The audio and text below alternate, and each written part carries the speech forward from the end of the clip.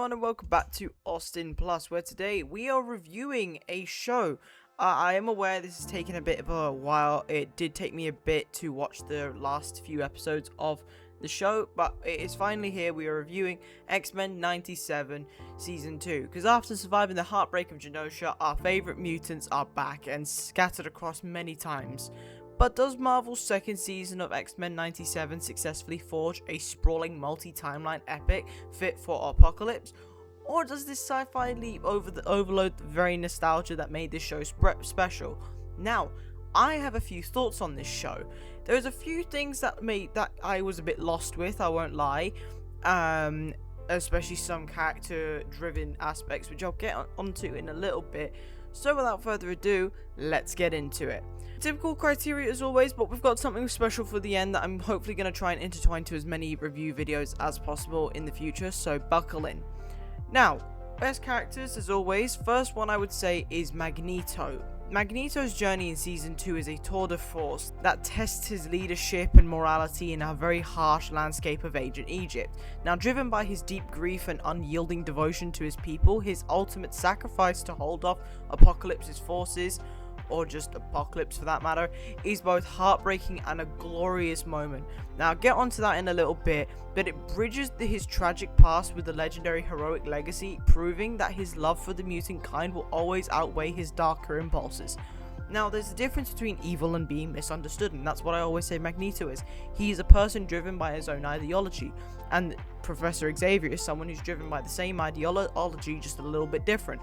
That's why their conflict is so great. It's kind of like Mike Ross and Harvey Specter in in Suits. It's like that to me.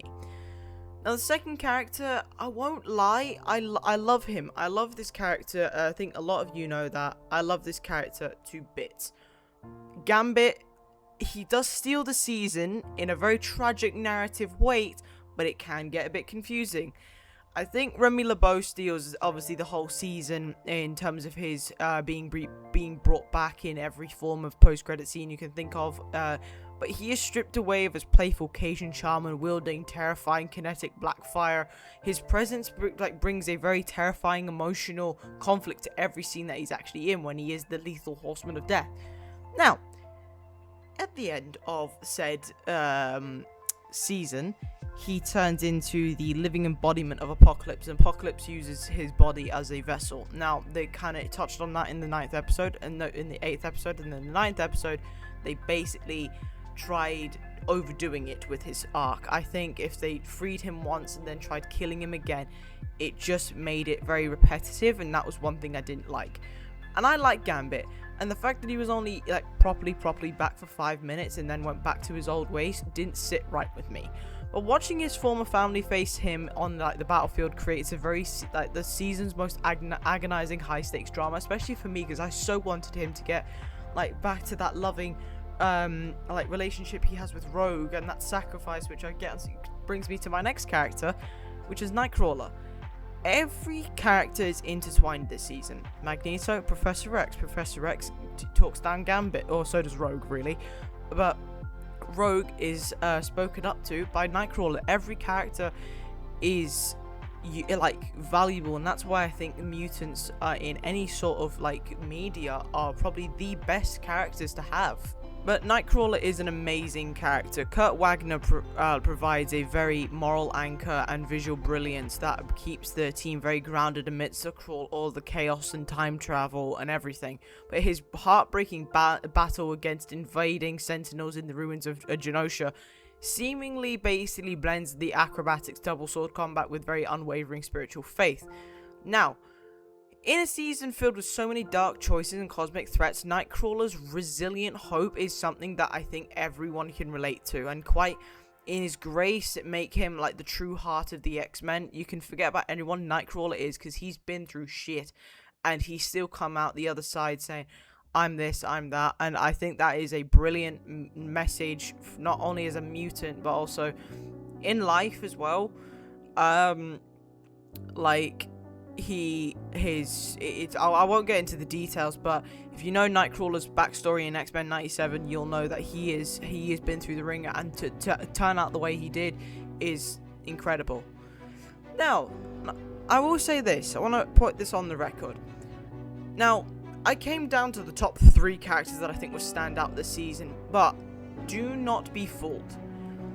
Another reason this season review took so long was that this was a hard, concrete decision to make because every character plays their role so well. So I was basically scraping a bottom of a barrel here for options. Magneto was definitely on there. Gambit, I questioned. Nightcrawler is not something we've seen from Nightcrawler in any interpretation of the X-Men or Nightcrawler we've ever seen. So I was definitely destined to put that on there. Gambit, I love Gambit, and the fact they brought him back was amazing, but his storyline kind of got very repetitive and it kind of just went in a circle. But I do like that they made him the Lethal Horseman of Death. That's very comic accurate, and obviously, you know me and my comic accuracy, I love it. Now, on to best moments. There's a few. Now, best moments, I am saying there is some best moments in here. However, there is also some things where I am confused and things that shouldn't have taken as long or shouldn't have been there at all are in here, because these things I couldn't let go. So we'll start from the top, things, and then we'll get down to the bottom. Apocalypse's transformation is absolutely portrayed in the best way possible. The moment Sabinor absorbs the celestial death seed and completes his transformation into Apocalypse is a masterpiece of cosmic horror. You can feel the rage from him in that very scene. Now, the sequence elevates him from the sympathetic rebel of ancient Egypt into that omnipotent deity. Now, using terrifying visual scale as his body mutates and he discards his human connections, it lands with some immense narrative weight, because it turns a tragic anti-hero struggle, like the typical struggle of an anti-hero, into the birth of a mutant kind's greatest nightmare. And that is why I think that, the X-Men were always destined to fight Apocalypse regardless of how they tried to change time, whether it was going to be the X-Men that caused it, or the X-Men were just going to be Apocalypse's greatest opponent. So it was one of the most inevitable moments of time, and there was nothing they could do to stop it, and that's why this scene does hit hard. But it also brings me into the next scene, because this happens in the very same episode, I believe, which is Magneto's death. Magneto's final stand in 3000 BC is a heartbreaking, redemptive, peak for this character. So many interpretations show Magneto as the survivor of show him this the survivor of the 1940s, and also being the person with so much anger and revenge, but now he has been redeemed, choosing to sacrifice himself to hold back Apocalypse to save his fellow mutants, i.e. Charles Xavier, and then in all sacrifices himself. Standing battered in the desert sands, he uses his absolute limit of his magnetic power to just out of his hatred, but it obviously doesn't work.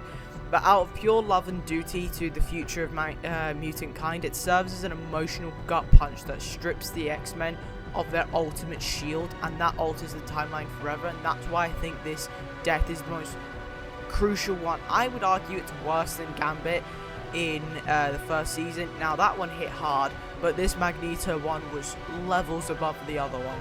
Gambit's transformation was also very interesting, I would say. I mean, it was not what I was thinking. He changed his deck of cards, which recently I've taken a liking to now. But his deck of cards were changed into tarot cards. Now, Remy LeBeau's resurrection as the Horseman of Death in an Athens lab, all by Apocalypse, may I add, and his terrifying awakening in the finale is the most chilling arc of the season. I honestly think you could have got away with saying this was like a horror season, like a Halloween special, but seeing the team's former heart stripped of his Cajun charm of sporting obsidian skin with kinetic black fire turns a beloved hero into an unstoppable tragic force. And I honestly didn't think he would come out of being that Horseman of Death. I'm so glad he did, though. But when he wakes up in the finale, the silent realization that his mind belongs entirely to Apocalypse makes his tragic reunion at the very end with Rogue so devastating to watch. But that's why I think when Nightcrawler sacrifices himself, it is painful, but it is so important. And he sacrificed himself for two people's happiness. That is wow, just Nightcrawler, top tier character this season. Now, those are the top 3 that I think are the very core moments of this show in this season. Now, this show and season does come with its problems. I would still say the first season is so much better. This season was a great story. There's no taking away from it. It just had some things that I was not too pleased with. Confused, same thing. First of all, this one didn't hit me as hard as the second one, but the Wolverine's retransformation. I think while giving Wolverine an entire focused episode to bond back with Adamantium felt slightly slow in a fast-paced season. There was no structure to this season. We went from one end to another, then another to another. It was no free-flowing, no episode linked. You had the Danger one, you had the one where we was transforming back into him, and then we went back to the Apocalypse stuff, then we had the stuff in the Savage Lands. It was very weird. Very, very weird. Now, while giving Wolverine an entire focused episode to bond back with Adamantium felt slightly slow in a very fast-paced season. Now, the scene where he endures the retransformation process in an undeniably visceral, especially in the environment that he was currently in. But watching Logan battle a infection people, whatever, and obviously Omega Red, while undergoing that agonizing bonding with liquid metal to his skeleton, brings back the classic 90s body horror in animation format. But it does serve as a very necessary triumphant rite of passage that restores the team's ultimate brawler back to his lethal condition. But did it really need a whole episode? No. I don't think it was necessary to have Victor Creed come back as Sabretooth. I don't think it was necessary to have Lady Deathstrike or Morph. I just don't see how it was necessary. It's just weird. That's why I didn't think a whole episode about it on a season that was less than the original just felt very, as I said, unnecessary. Now, the other thing that I have a problem with, Ramatut, why, and then Kang the Conqueror, why was he in it? The reveal of Ramatut shedding his Egyptian veil to his true identity as Kang the Conqueror is a massive universe-expanding moment, don't get me wrong, and I'm very happy for it.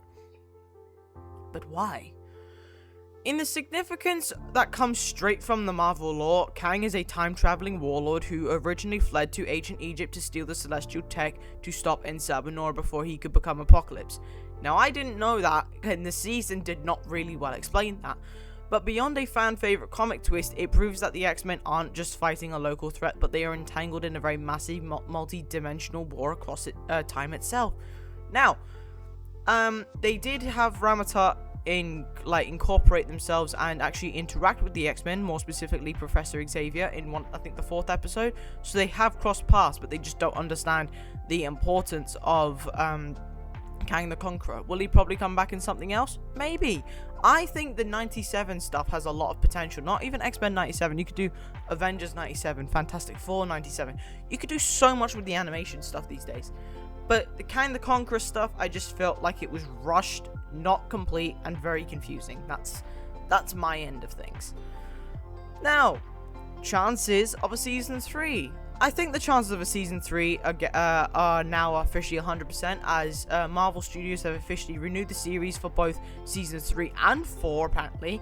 And Marvel's head of streaming, Brad Winderbaum, I think, or Rinderbaum, something like that, confirmed that the animation pipeline is already fully locked in, with season 3 scheduled to premiere in 2027 and season 4 following in 2028. Now, with executive producers targeting a long-term roadmap for the show, mutant fans can expect a lot of steady annual return to this animated series for years to come.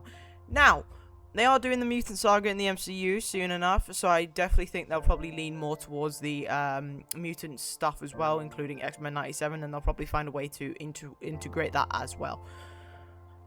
Now, onto other reviews. I swear to God, if these are just horrendous, I might crash out. Anyway, IGN, as always, said, X-Men 97's greatest strength lies in its ability to make you care deeply for these characters and the madcap soap opera that their lives are.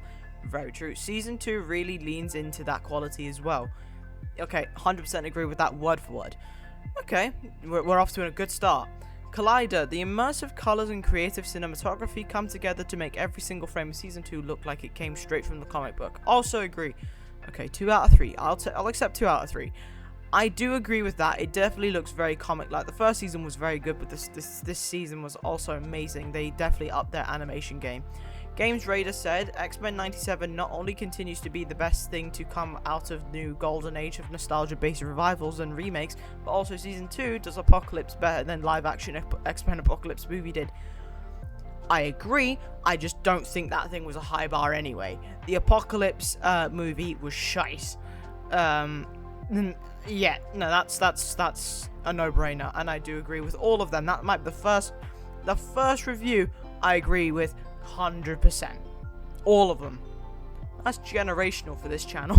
Compare this to Season 1, and I've already said this, Season 1 is so much better than the second season, because there is still things that need to be expanded on in Season 2. That might be intentional, which I can appreciate it a bit more, but I do believe Season 1 was still very much better. While Season 1 focused on grounded mutant political allegiances, human prejudice, and then the sudden tragedy of Genosha, Season 2 escalates the story into a sprawling, time-bending science-fi epic scattered across like ancient Egypt, the 39th century, and then the 1990s. But the second season trades the initial emotional grieving of the team for high-stakes cosmic lore as the X-Men confront the rise and full threat of Apocalypse, and then the Horsemen as well. But ultimately, where the season 1 basically re-established the core team dynamic and the ideological rift between Xavier and Magneto, Season 2 broadens the scope by fracturing the heroes across timelines while expanding the universe with groups like X-Factor and X-Force. Yeah, X-Factor they were annoying and they just served no purpose whatsoever. But I definitely say Season 1 was so much better because there were so many things that didn't make sense with Season 2, and I think I've said that 3 times now, and I will officially stop, so yeah. So now we are in a new section of the reviews that I want to do from now on, which is fan theories. I used to do them in my old videos, but now we are doing them for this. So Theory 1, I've only got 2 on here, but Theory 1 says Magneto's tragic death in ancient Egypt paired with Xavier's absolute psychic breaking isn't just greed, it's the official blueprint of Onslaught. Yes. Now with Magnus around to anchor Charles' ideology, Xavier's dark and repressed frustration would manifest as the terrifying godlike psionic entity that forces the X-Men, X-Factor, and Avengers to unite against their own mentor in Season 3. That would make sense because the Brotherhood of Evil are said to come back together in the Season 3 based on leaked images, so that would make a lot of sense. I actually missed this because when I watched the finale, I did not see this. But Theory 2 states that Mystique executing Val Cooper and stealing her identity in the post-credits scene sets up a political takeover. Under President Graydon Creed, Val will manipulate the government into sanctioning her Brotherhood as the official Freedom Force, hunting down rogue mutants from inside while pretending to be an ally to the Human Authority. Oh, some Days of Future Past type shit, I see. Yeah, that'd be quite cool. But overall, this season was amazing. This season was good. Now, it has its problems. Most things do. But it doesn't take away from how amazing this show still is. And I can't wait for what they have to throw back at us as well. So, yeah, you can say what you want, but it's still an amazing show. Ultimately, I mean, X-Men 97 Season 2 may stretch its canvas across multiple timelines and a complex cosmic lore, but its fiery, emotional core and jaw-dropping mutant spectacle prove that Marvel's animated revival still holds the crown as one of the best superhero sagas on screen. But yes, that is the end of today's video. I do hope you all enjoyed it, and if you did, please leave a like and subscribe and comment what you'd like to see on the channel. But I hope you have an amazing day as always, and I'll see you all in the next one. Bye. Yeah.